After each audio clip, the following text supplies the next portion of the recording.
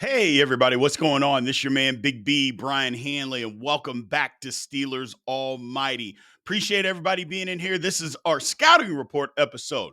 Pittsburgh Steelers hosting the Cincinnati Bengals. I'll just be honest, the Steelers got to have this one. They got to have this one. The schedule gets a lot tougher moving forward. And we saw what the Bengals offense, anyway, did to the Steelers last time. It cannot be a repeat of performance. The Steelers got to be able to win this one, ladies and gentlemen. So we're going to break all that down and talk to you about the ins and outs, the good matchups, all that good stuff. So appreciate everybody being in here. And again, as always, remember to like, follow, subscribe, continue to get in the comments section, and always hit that notification bell so you know exactly when Steelers Almighty content comes out. So let's break all this down. So quick overview. First, obviously, we're playing the Cincinnati Bengals. As I mentioned before, the game is in Pittsburgh. Should be about 45 degrees. Again, you know how the weather changes, but 45 degrees. Not going to rain as of right now. Should be a slight breeze. You know how Pittsburgh weather can be. The Steelers are favored by 5.5 at home. So it's minus 5.5. The over-under is 48.5. We saw last time the game was a shootout, and maybe it is again. The Steelers have made some tweaks on defense, so we'll see if they can continue to get better and try to slow down that Bengals offense that's really rolling. Moving forward, look, personnel. Look, Joe Flacco has been absolutely amazing playing quarterback. He's got 1,254 yards. He's averaging, or he's coming off a game, averaging 313 yards a game, 11 touchdowns, 2 interceptions since he has been a member of the Cincinnati Bengals. He has just been phenomenal. And he's had to throw the football a lot, especially their last game out. He threw for 470 yards and 4 touchdowns trying to come back in a game. He's just playing outstanding football. The Steelers got to find a way to slow him down. Ja'Marr Chase, wide receiver, in my opinion, the best wide receiver in football. 76 catches, 831 yards, 5 touchdowns. He's first in receptions, second in yards. Steelers couldn't cover him. They just flat out couldn't cover him last game. He had 16 receptions. He set the Bengals record for crying out loud. We got to do something. T. Higgins, right behind him, 32 catches, 481 yards, 6 touchdowns, which is tied for third in the National Football League. He's been a Steelers headache as well. We got to, again, those two guys, we got to find a way to shut them down. We just got to do that. Chase Brown, running back. Now, look, here's the thing. Chase Brown's numbers haven't been great this season. But we remember what he did to the Pittsburgh Steelers last time. He averaged over 9 yards a carry. So on just 11 carries, he had over 100 yards. So again, his numbers were even worse going into the Pittsburgh game, and then he did what he did. So we've got to be able to shut that down first, and then piggyback off of that and get them in third and long and be able to shut that down too. The Steelers got to find a way. Got to find a way. Now, defense, I'll be honest, I'm going to name some names, but if there's any Bengals fans that have found their way over here, they're going to laugh at me because, and pretty much anybody in general, the Bengals defense being nice is pathetic.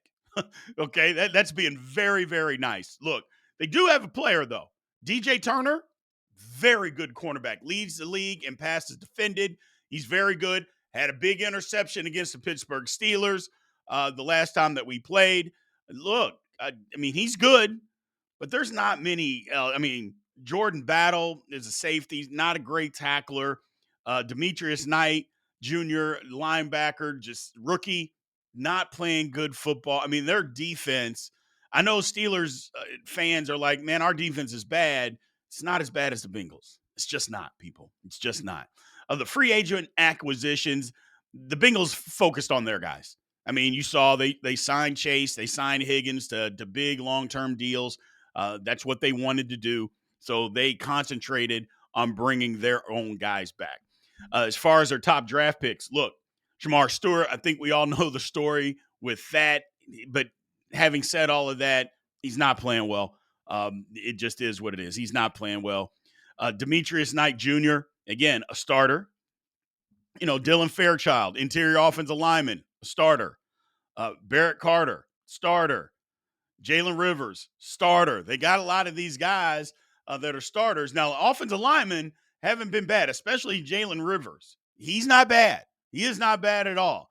The others, they haven't been great. Have not been great. So, and Taj Brooks, I mean, he's out there, but they've got guys. P. Ryan is the backup to Chase Brown, and so not a lot of opportunities for Taj Brooks right now. I think he's been hurt a little bit too, but there's just not a lot of opportunities for him right now. Moving on, is speaking of injuries. Now, the injury report for the Pittsburgh Steelers, it looks a little bit better than what it has. I mean, now we're not counting guys on the IR. So Scotty Miller is back. He had a broken finger. He's practiced in full the last 2 days, so that's good. Darius Slay, I would predict, is going to be out. Has not practiced, and I would just predict that he's going to be out. Corey Trice Jr., you know how basically every Pittsburgh Steelers fan feels about him, out again, is not practicing. Now, good news, Jabril Peppers is back. He's back practicing in full. That was the thing. He had a quadriceps injury. He's practicing full for 2 days, so we'll see how that goes. Cole Holcomb, limited in practice. Man, this whatever he had, that illness, my goodness, man. He's back, like I said, on a limited basis. We'll see if he gets into the lineup there, because Malik Harrison has been his replacement and has actually played pretty good. So we'll see who gets the helmet, or do both get a helmet on Sunday. Alex Highsmith, pec injury, hasn't practiced. We'll see. You know how the Steelers are. You got to practice on Friday, so we'll see if that happens. But as of now, he has not practiced. But you haven't heard anybody say that he's necessarily going to be out, but we'll see. We'll see how all of that goes. Isaac Seumalo missed last week with a pec injury, has been hurt for the last couple of weeks. He is practicing on a limited basis. So looks like Seumalo is going to get back into the lineup on Sunday without any setbacks. We'll see how that goes. And then Broderick Jones popped up on the injury report with a growing injury, didn't practice Wednesday, practiced on a limited basis on Thursday. We'll see how it goes on Friday, but chances are he will be in the lineup. As far as, the Bengals, Joe Burrow's back. Now, he's not going to play this week. They've already ruled him out, but he's back. I would suspect, though, maybe in a couple weeks he comes back. We'll see what that looks like. Joe Flacco has got an AC joint in his right shoulder that's banged up. We'll see how that goes. I think he's probably still going to – obviously, I think he's going to play. The one that's not, Trey Hendrickson, they've already ruled him out. They've said doubtful, so I guess it's not technically out, but you're doubtful this early in the week. We'll see how that moves forward, but I think Trey Hendrickson's going to be out. Samar J.P. Ryan didn't practice. He's got an ankle. But we'll see. And again, Shamar Stewart with a knee, he didn't practice. We'll see about those guys if they are going to get into the lineup. Now, as far as the matchups are concerned, look, the first one, like we do every single week, a Pittsburgh Steelers strength and a Bengals strength. Well, here's the Steelers, and they both have the same thing, red zone scoring. The Pittsburgh Steelers and the Bengals, quite frankly, they're tied for 8th in the National Football League. When you get inside the red zone, they score touchdowns at a 65% clip. Like I said, that's tied for 8th in the National Football League.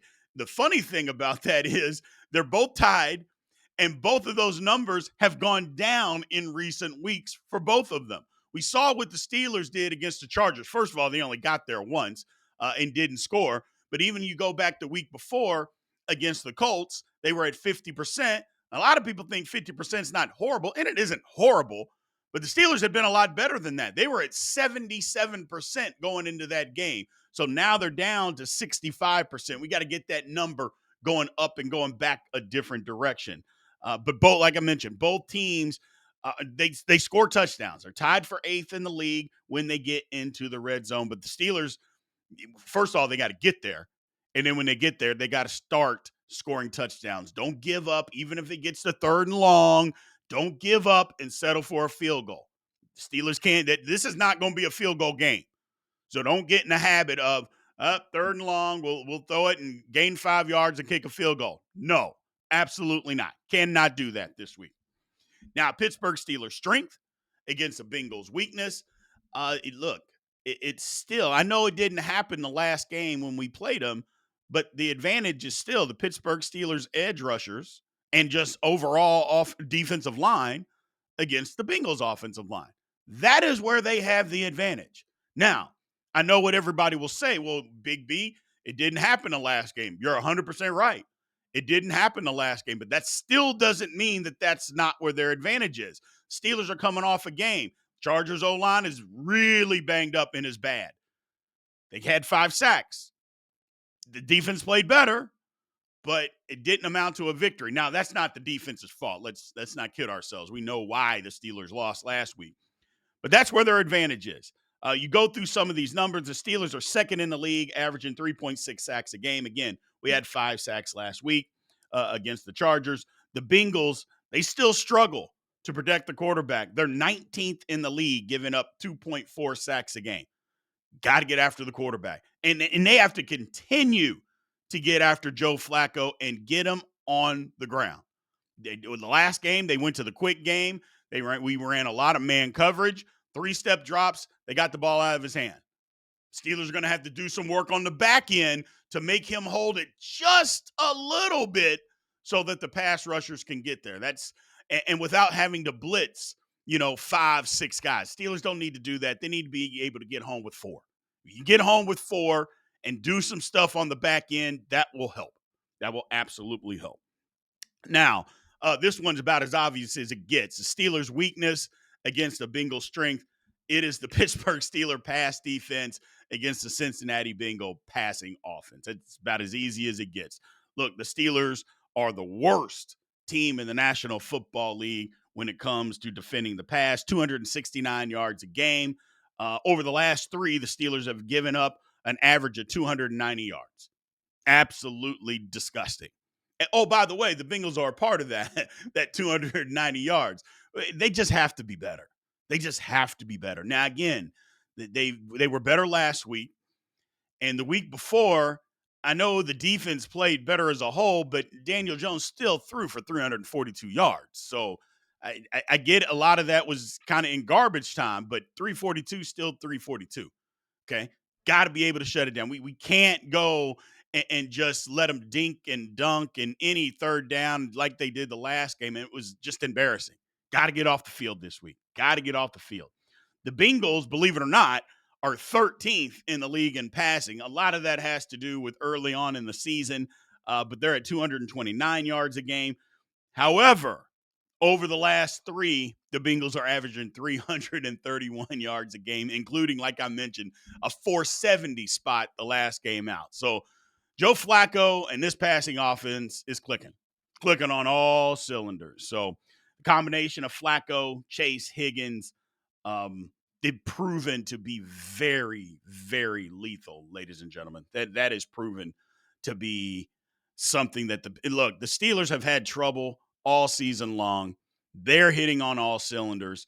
If the Steelers can find a way to shut them down, we're going to have to give all the credit in the world to Mike Tomlin and Terrell Austin, which me and a lot of Pittsburgh Steelers fans are pretty reluctant to do on a regular basis. But if they're somehow able to do that, then we will have to come off and just give them their flowers because they will have earned it at that point. So at this time, we are going to bring in our man, Richard Skinner from WKRC in Cincinnati. He joined us last time to talk about the Steelers and Bengals matchup, and he has graced us again with his time and his presence to come on and break down this game and give us the Cincinnati Bengals perspective. All right, we have got Richard Skinner again here from WKRC in Cincinnati talking to us about this matchup. And talking to us about the Cincinnati Bengals side of this matchup of the Steelers-Bengals. First things first, Richard, how are you doing today? I'm doing great. How about you? I am doing well. Thank you for asking. Appreciate it.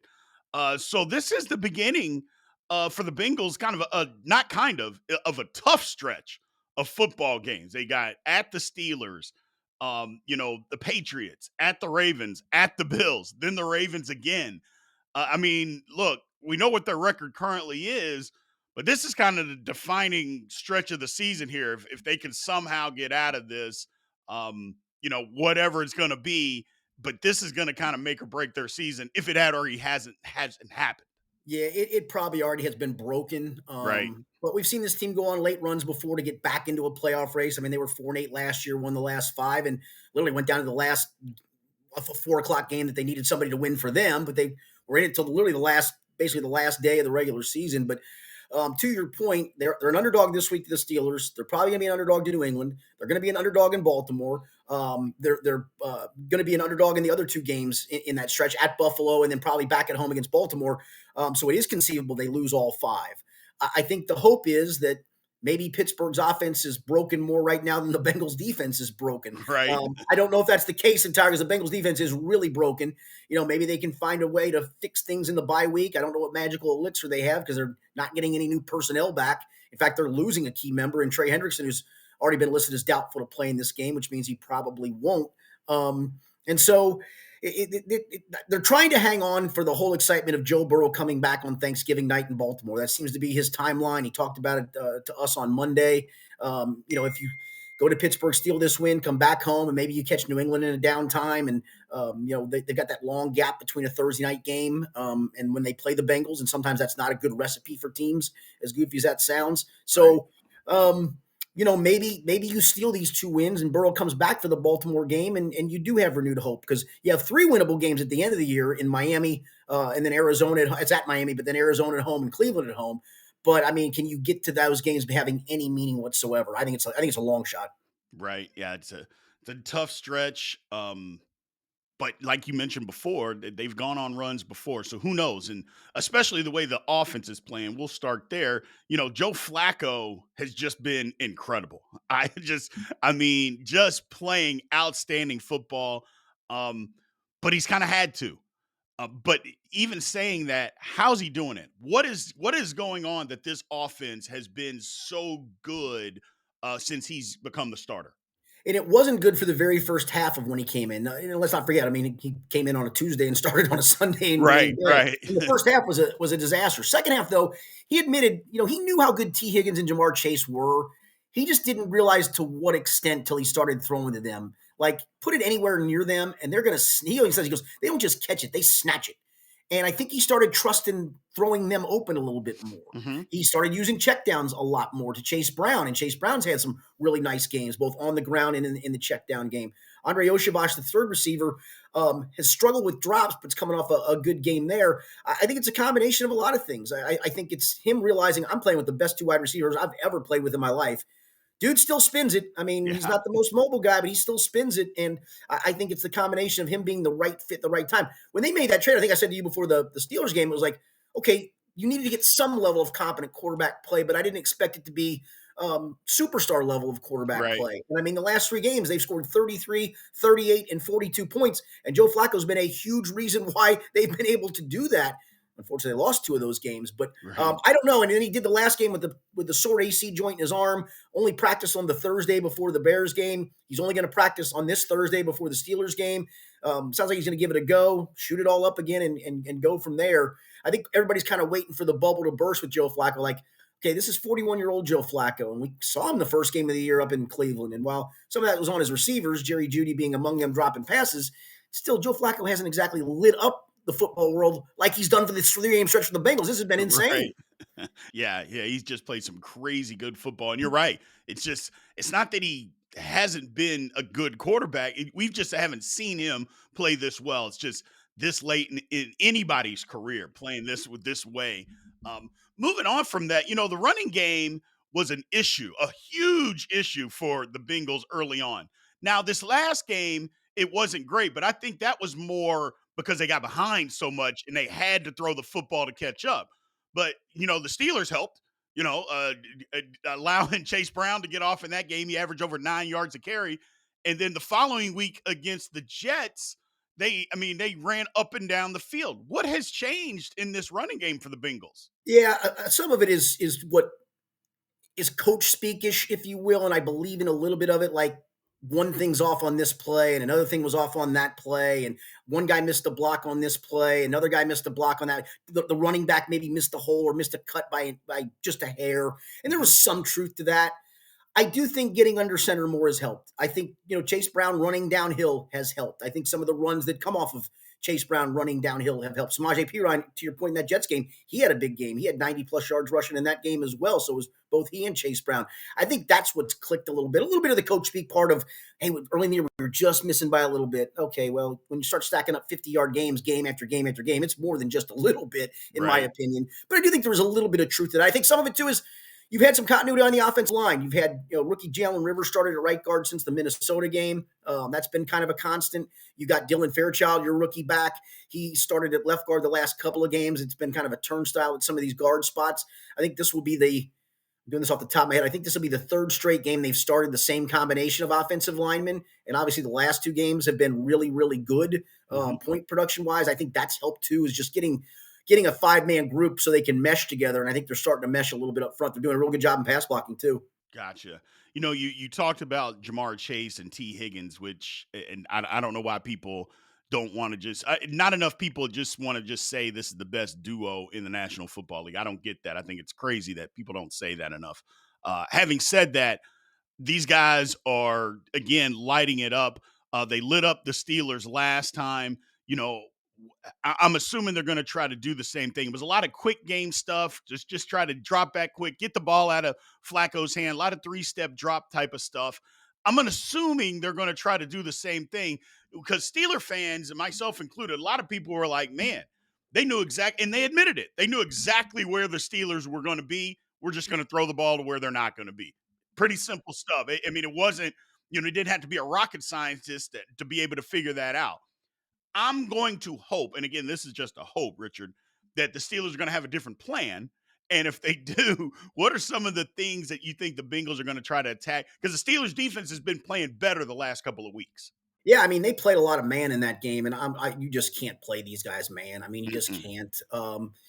Towards the end of the Jets game, the Bengals had a final drive where they were trying to drive into field goal range, and on the 4th down play, the Jets doubled both T. Higgins, Ja'Marr Chase. You can't do that on every play, but they picked their spot to double both, and that dictated the throw go to Andre Yoshavash. He didn't win a one-on-one, and it was a contested catch, and he didn't come up with it, and they lost the ball game.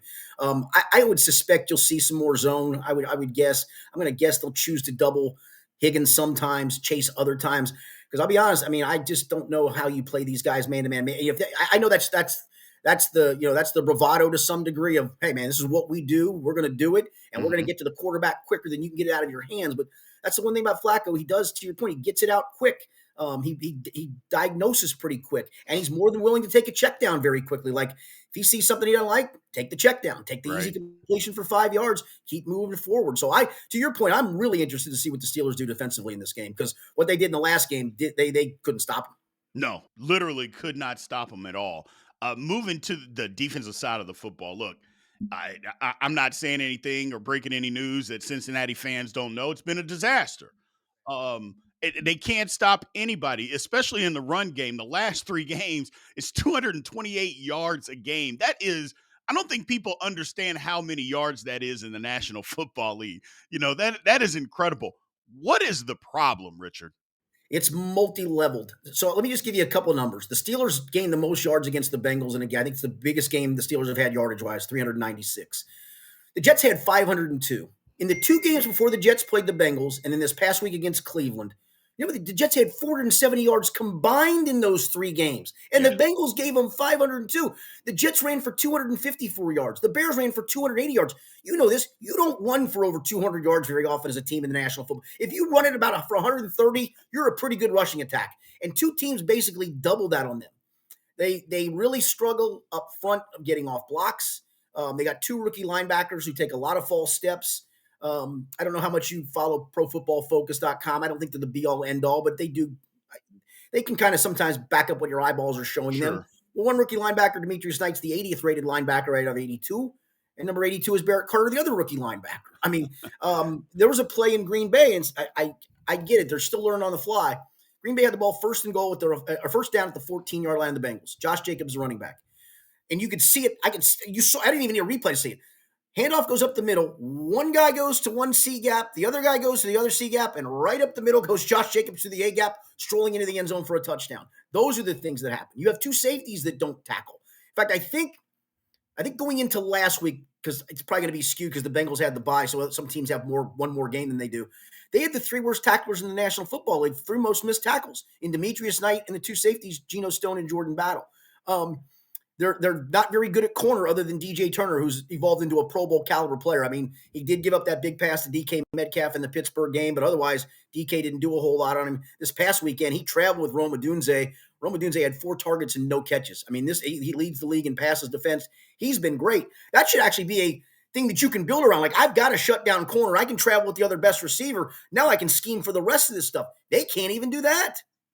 Yeah, that's it's tough. Trust me, from a team that has struggled defensively basically the entire season, I understand exactly what the frustration can be like when you can't stop anything. Like the run, the pad, you can't slow it down. It's troublesome. I totally understand. Having said all that, game coming up this weekend. Look, it's big for both teams. Obviously, the Bengals are trying to hold on, like you mentioned. The Steelers are trying to hold on and fend off the Ravens and trying to get back to some semblance of trying to get consistent on both sides of the football. Should be a tough game. It's football weather. Who do you think wins, Richard? I think Pittsburgh does. I think I trust them more, and that probably your fan base is going, I don't trust them right now. I get it. I mean, 1-3 in the last 4 games.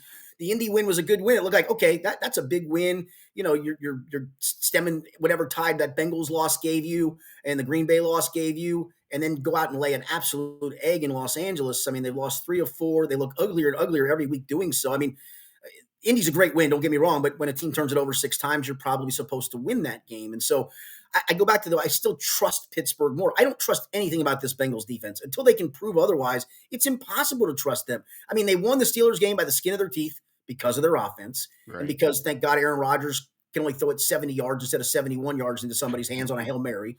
Then these last 2 games, again, the Jets are so bad offensively, and they had 500 yards and Yeah. 39 points, and you blew a 14-point lead at home. So I have a hard time trusting this Bengals defense.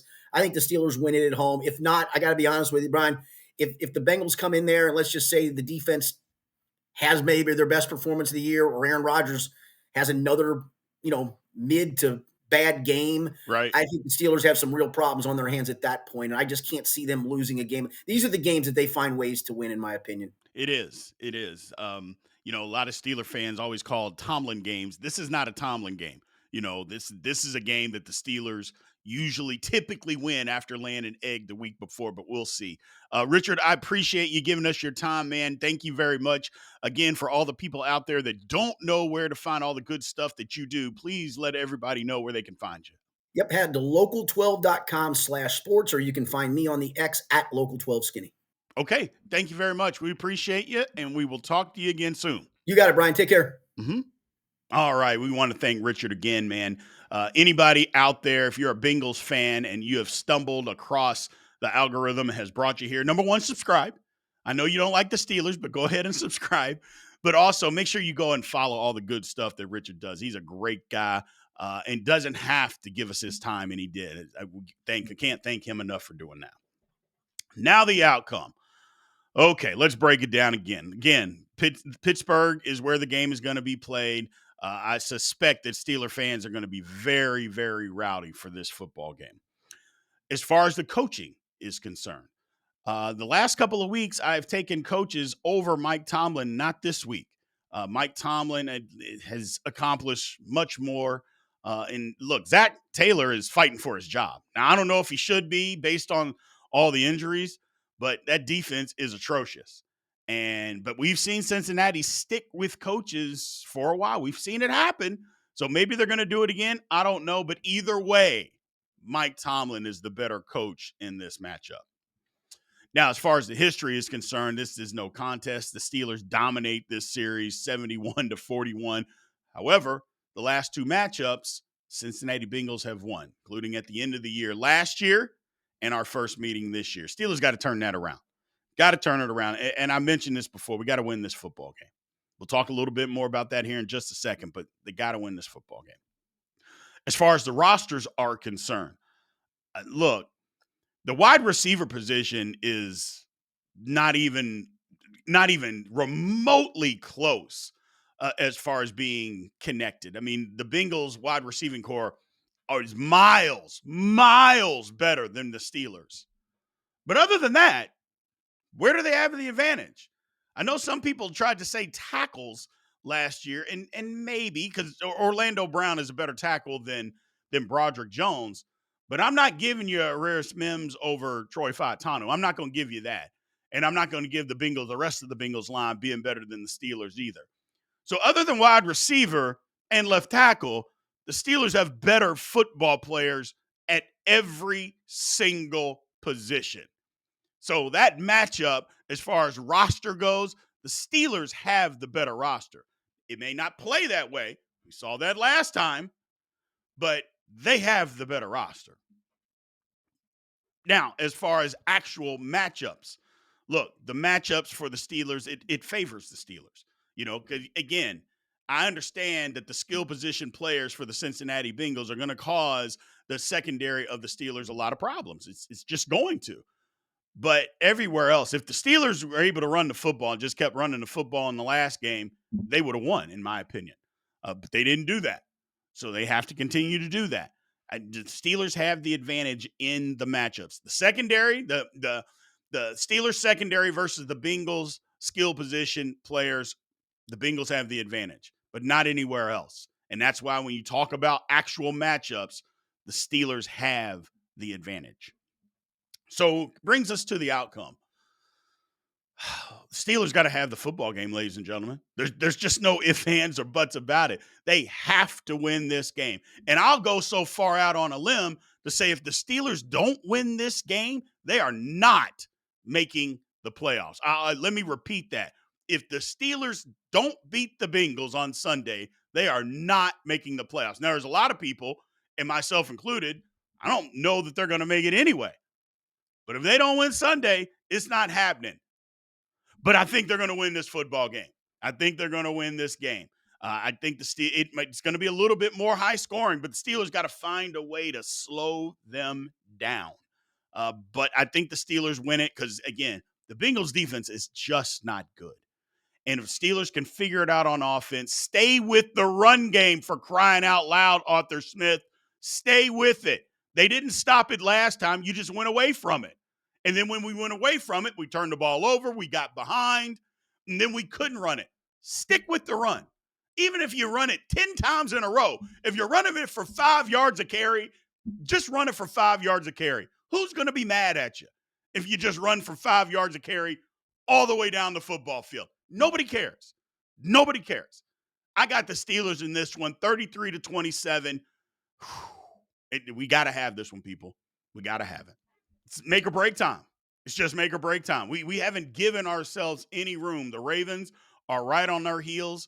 Their schedule is about as easy as it gets over the next 3 games. It's easy as it gets. So, and ours is not. So we have to win this football game. We have to keep winning, ladies and gentlemen. We have to keep winning. And it starts this week. Do whatever it requires to win a football game. Do better yet, let's not even worry about the football game. Take it snap by snap. Do whatever you have to do to win the rep. And I get you're not going to win every rep. But if you don't win one rep, then damn it, don't get beat the next rep. Win a rep.